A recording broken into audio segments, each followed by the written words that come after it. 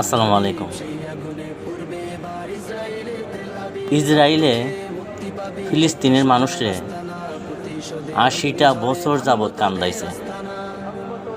৮০ বছর যাবৎ ছোট শিশু বাচ্চা নির্যাতিত হয়েছে। ছোট শিশু বাচ্চাকে কাইটা টুকরা টুকরা করছে।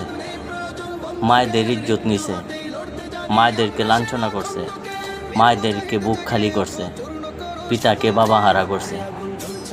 আজকে সেই সুযোগ খাইছে। আমি আল্লাহর কাছে 2 হাত ধরে দোয়া চাই, ইরানকে যেন গায়েবীভাবে সাহায্য করে ইসরায়েলকে ধ্বংস করার জন্য।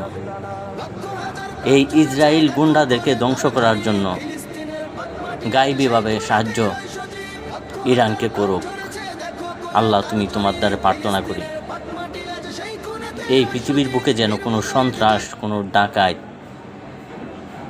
না থাকে, নরপিশাচ না থাকে। প্রত্যেকটা দেশ শান্তিপূর্ণ চলুক।